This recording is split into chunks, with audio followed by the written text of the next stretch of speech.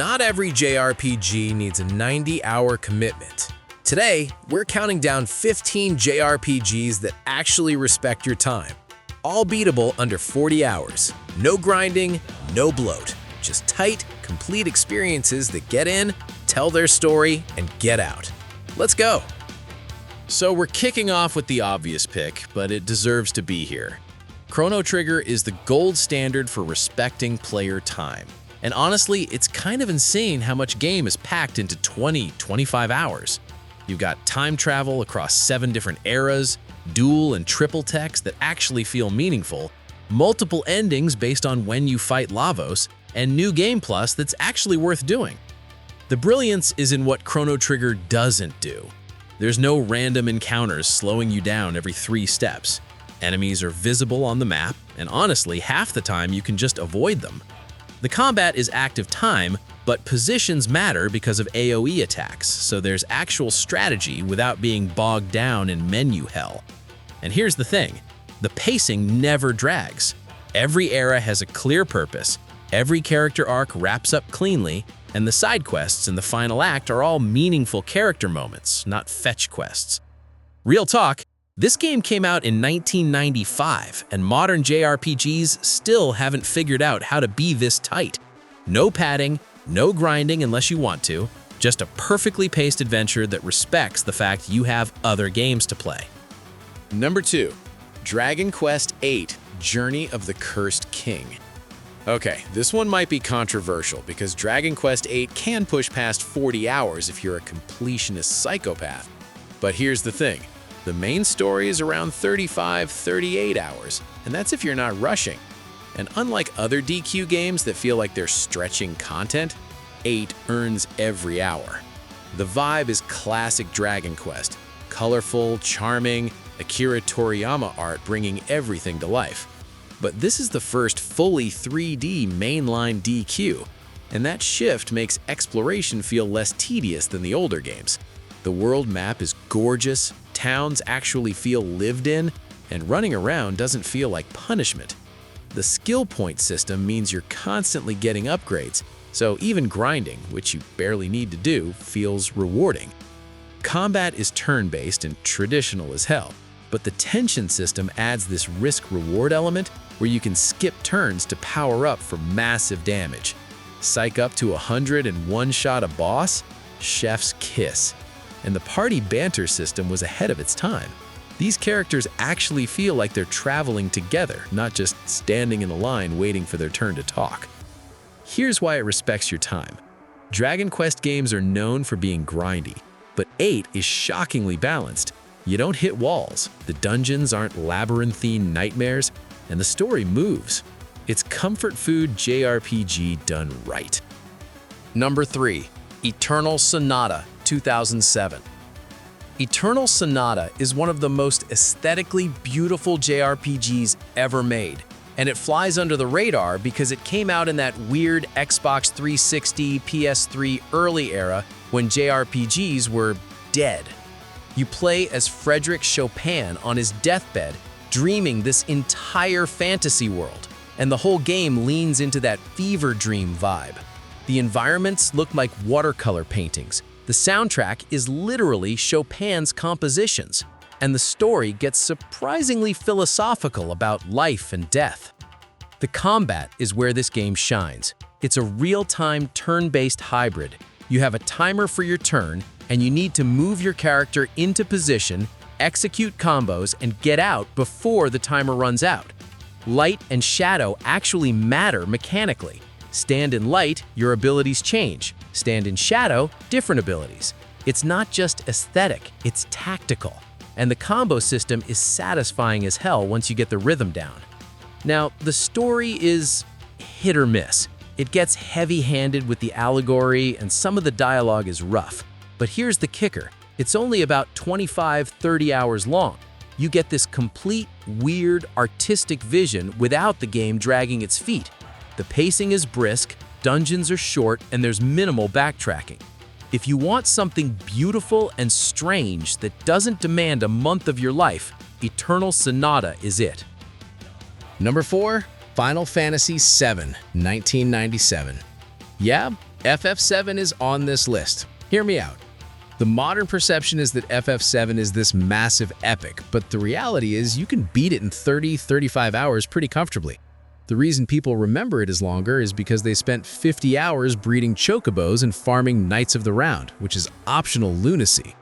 The main story is shockingly well-paced. Midgar is this dense, atmospheric opening that hooks you immediately. Then the world opens up, but the game keeps you moving. Materia progression gives you constant upgrades without needing to grind, and the limit break system means even random encounters can be flashy and fun. There's optional content, sure, weapons, Gold Saucer, Yuffie, and Vincent, but the game never forces you into it. And here's the thing people forget. FF7's dungeons are short. The longest dungeon in the game is maybe 30-40 minutes. Compare that to modern Final Fantasy games where a single dungeon can be a 2-hour slog. The game respects your time by keeping the momentum going. Even the infamous Calm flashback, which is technically a cutscene dump, is only like 15 minutes. Real talk, if you're playing FF7 for the story and skipping the endgame min-maxing, you're looking at a lean, mean 30-hour experience. It's the side content that bloats it, and that's all optional. Number 5 is Final Fantasy X from 2001. FF10 is the last time Final Fantasy had a truly linear structure, and honestly, that's why it respects your time. No world map wandering, no getting lost, no where the hell do I go next moments. The game is a straight corridor from Xanarkand to Sin, and it works because the pacing is relentless. The sphere grid looks complicated, but it's basically just a skill tree with extra steps. The beauty is that character progression happens constantly. You're always unlocking something, always getting stronger, and the game is balanced so you never hit a wall unless you're actively avoiding fights. The turn-based combat is peak Final Fantasy. You can see turn order, swap characters mid-battle, and the overdrive system is flashy enough to make every big fight feel cinematic. Blitzball is there if you want to waste 20 hours, but you can ignore it entirely. The celestial weapons are endgame grind content, but again, optional. The main story is around 35 to 40 hours, and every hour is packed with story beats, boss fights, or meaningful progression. There's no filler arcs. Even the Calm Lands, which is the closest thing to an open area, doesn't overstay its welcome. And the story? Look, people meme on Titus, but FF10's narrative is airtight. Every character gets development, every reveal lands, and the ending hits like a truck. It's efficient storytelling with zero bloat. Number 6. Odin Sphere Leif Thrasser. This is Vanillaware doing what they do best, making the most gorgeous hand-drawn beat-em-up JRPG hybrid you've ever seen, then wrapping it in Norse mythology and calling it a day. The original Odin Sphere came out on PS2 in 2007 and was ambitious but flawed. Laggy, repetitive, grindy. Leif Thrasser is a complete remake released in 2016, and it's not just an HD upscale. They rebuilt the combat system from the ground up, and it's shockingly tight. The structure is brilliant. You play through 5 different characters, each with their own storyline that overlaps and intersects with the others. Each character campaign is only about 5 to 6 hours, so the whole game clocks in around 25 to 30 hours. The genius is that each character plays completely differently. Gwendolyn has a spear and aerial combos, Cornelius is a puka with fast attacks, Mercedes has ranged magic. It keeps the combat fresh even though you're technically replaying sections of the story. The combat is real-time action with light RPG mechanics. You're juggling enemies, building cipher gauge for big attacks, and managing your HP with food items you grow in between stages. It's simple but satisfying. The skill trees let you customize, but they're not bloated, just enough depth to experiment without overwhelming you. Why it respects your time? Each chapter is bite-sized. You can knock out a full character arc in a weekend. There's no grinding, no mandatory side content, and the game pushes you forward. It's a complete meal in 30 hours. And if you're a purist who wants the original experience, they actually included the 2007 PS2 version in classic mode. Number 7. Paper Mario: The Thousand Year Door, 2004. So, Thousand Year Door is the peak of Mario RPGs. And part of what makes it perfect is that it's only about 25–30 hours long. It's a comedy JRPG that knows when to end the joke before it gets old. The vibe is pure charm. You're exploring a papery world with clever writing, memorable side characters, and a story that's surprisingly dark for a Mario game. The Shadow Queen isn't messing around. The badge system is the hook here. You can completely customize Mario's playstyle with badges that changes abilities, defense, or attack patterns. Want to be a tank? Stack HP and defense badges. Want to go glass cannon? All attack power. It's simple, but it gives you meaningful choices. The combat is turn-based with timed hits. Every attack has a minigame element where you press buttons at the right time for extra damage or defense. It sounds gimmicky, but it keeps you engaged during fights instead of zoning out while mashing A. And the partner system means you're constantly switching between characters with different abilities. Vivian for Shadow, Bobbery for explosions, Yoshi for mobility. Here's the magic. The game is perfectly paced. Every chapter introduces a new mechanic, a new area, a new partner. There's no backtracking hell, no grinding, and the story beats come fast. You're always moving forward. It's a 25-hour adventure that feels complete without overstaying its welcome. Number 8. Parasite Eve, 1998. Parasite Eve is Squaresoft doing survival horror RPG, and it's weird as hell in the best way. You're an NYPD cop dealing with mitochondria mutating people into monsters in Manhattan on Christmas Eve. It's body horror meets ATB combat, and the whole game is only about 10–12 hours long. The vibe is pure late 90s survival horror, fixed camera angles, limited inventory, atmospheric dread. But instead of Resident Evil's tank controls and limited ammo, you've got real-time ATB combat. You move around the battlefield, wait for your ATB gauge to fill, then unleash attacks or PE, parasite energy, abilities.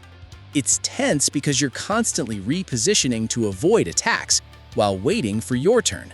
The weapon customization system lets you transfer stats between guns, so you're constantly upgrading without needing to grind for materials. The story is absurd. Mitochondria are sentient and want to take over humanity. Your cells are fighting back. It's science fiction nonsense, but it commits to the bit hard enough that it works. And the game is structured in 6 days. Each day is a chapter. Each chapter is a few hours. You can beat the whole game in a weekend. Why it respects your time. It's short, focused, and doesn't waste a second. No filler dungeons, no padding. Just a tight, 10-hour sci-fi horror RPG experience. The Chrysler Building post-game dungeon is there if you want more, but it's optional. Number 9. Rogue Galaxy. Rogue Galaxy is level 5 doing space pirate anime before anyone asked for it, and it's shockingly good. This is a real-time action JRPG where you're traveling between planets, recruiting a crew, and taking down an evil corporation. It's got that Saturday morning cartoon energy, and the whole thing is around 30–35 hours. The combat is pure hack and slash. You control one character, your AI teammates handle the others, and you're stringing combos, using abilities, and swapping between party members on the fly. The Revelation Flow system is basically a giant skill board where you unlock abilities by equipping items and completing objectives. It's a little convoluted, but it gives you constant progression without grinding. Here's the hook, the factory system. You can synthesize items and weapons by combining materials, and some of the best gear in the game comes from experimenting with recipes. It's optional, but it's fun to mess around with. The Insectron minigame is Pokemon but worse, so you can safely ignore it. The pacing is what saves Rogue Galaxy. The game moves fast. You're jumping between planets every few hours, the story keeps escalating, and the dungeons are short enough that they don't overstay their welcome.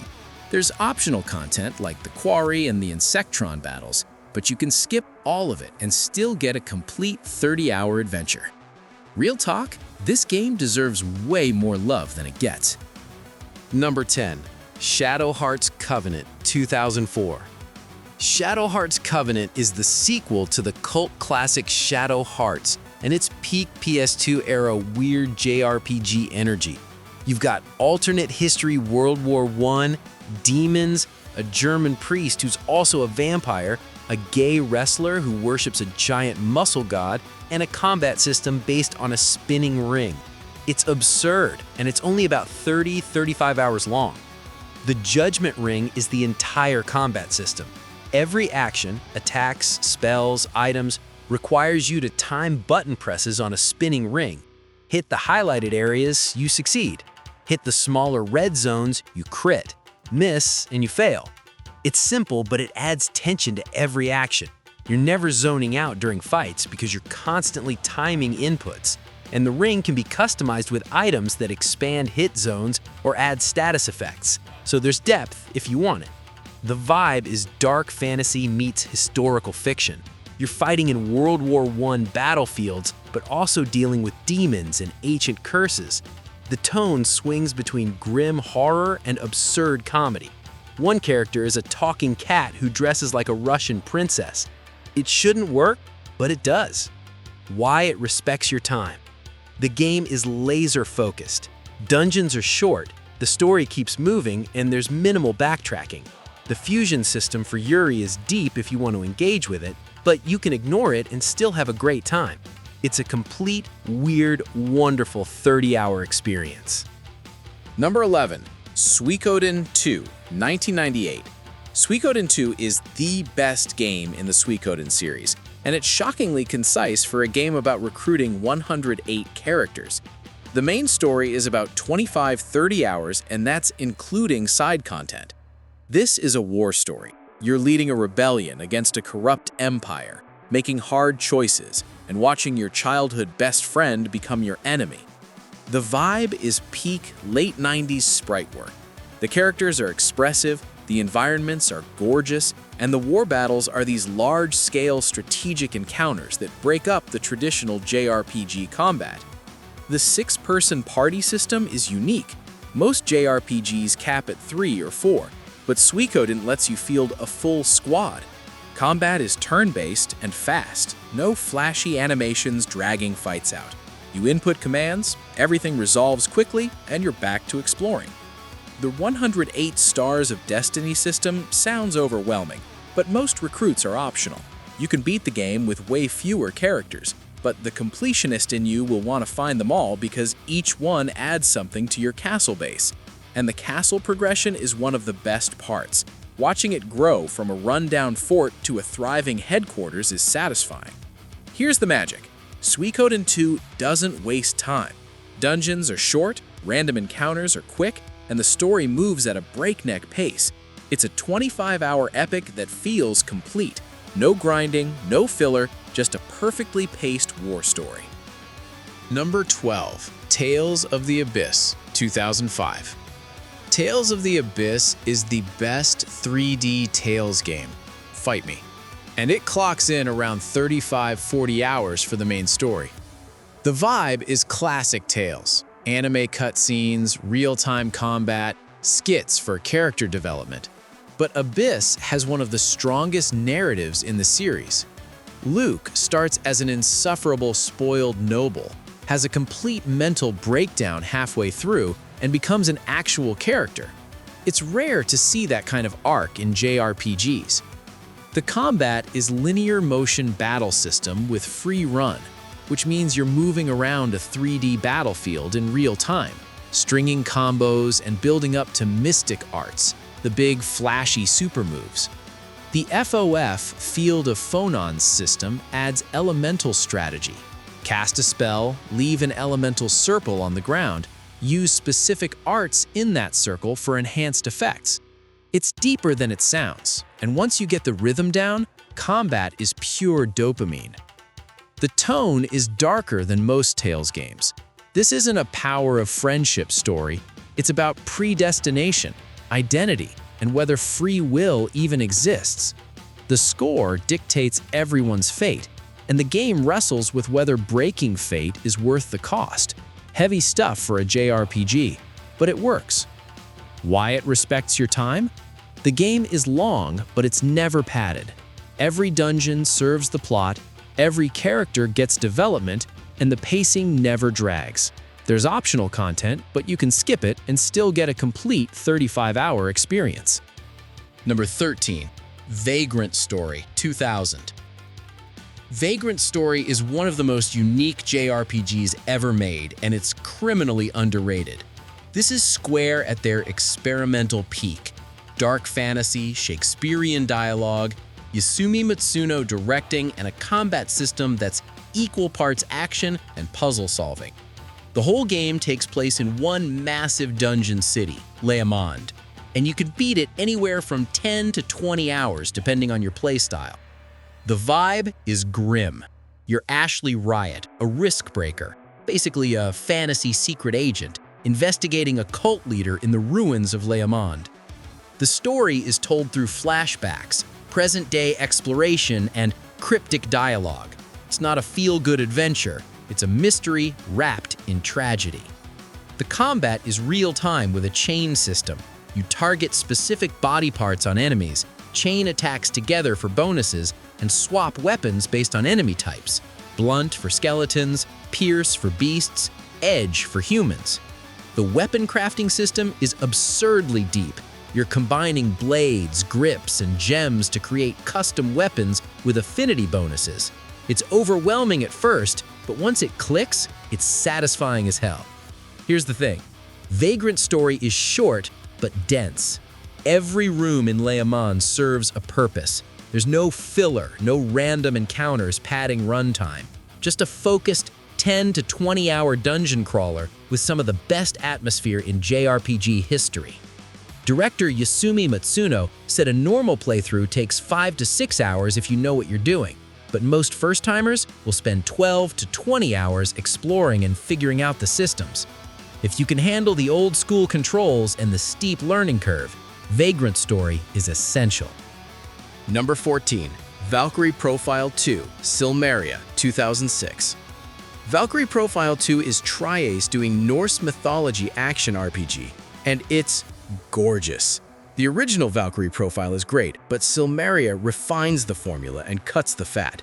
You're playing as Alicia, a princess possessed by the Valkyrie Silmeria, and the story is a prequel to the first game. The whole thing is about 25-30 hours. The combat is real-time with a unique system where each face button controls a different party member. You're juggling attacks to build combos, launching enemies into the air, and timing special moves for maximum damage. It's chaotic, but once you get the rhythm, it feels like a rhythm game. The photon system adds another layer, absorbing enemy attacks to power up your own abilities. The dungeons use a photon projection mechanic where you create platforms and bridges to solve puzzles. It's part action, part puzzle platformer, and it keeps exploration engaging instead of just running through corridors. The game is gorgeous too. 2D sprites on 3D backgrounds with some of the best art direction on PS2. Why it respects your time? The game is structured in chapters, each a few hours long. There's minimal backtracking, the story keeps moving, and the optional content, Seraphic Gate, is clearly endgame stuff you can ignore if you just want the story. You get a complete Norse mythology epic in 25-30 hours. If you like action RPGs with depth, Valkyrie Profile 2 is essential. 15. Ys, the Oath in Felghana. We're ending with Ys, the Oath in Felghana, which is the perfect example of a short, focused action RPG. This is Falcom doing what they do best: fast combat, killer soundtrack, and a 10-12 hour adventure that doesn't waste a second. The combat is pure hack and slash. You're Adol Kristen, and you're running, jumping, and slashing through enemies in real time. The boss fights are the highlight. Pattern-based, reflex-heavy encounters that feel like boss rushes from Mega Man. You learn the patterns, dodge the attacks, and exploit openings. It's pure skill-based gameplay with no grind to cheese your way through. The magic system adds ranged options: fire for offense, wind for mobility, earth for defense. You're swapping between them constantly to solve platforming puzzles and exploit enemy weaknesses.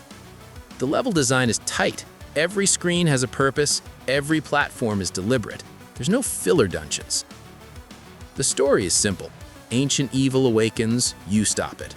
But the game doesn't pretend to be more than it is. It's a 10-12-hour action RPG with amazing music, tight controls, and boss fights that feel like conquering a challenge, not just pressing buttons until the HP bar depletes. Why it respects your time? It's short, focused, and replayable. You can beat it in a weekend, and the difficulty modes give you reason to come back. No bloat, no grinding, just pure action JRPG goodness. So there you go. 15 JRPGs that get in, do their thing, and get out before you need to file for FMLA. Every game on this list is under 40 hours, and most are way shorter than that. No grinding, minimal backtracking, and pacing that actually respects the fact you have a life outside gaming. If you're tired of 100-hour slogs that could have been 30 hours, give these a shot. Let me know which ones you've played, and if I missed any short JRPGs that deserve love, drop them in the comments. Catch you in the next one.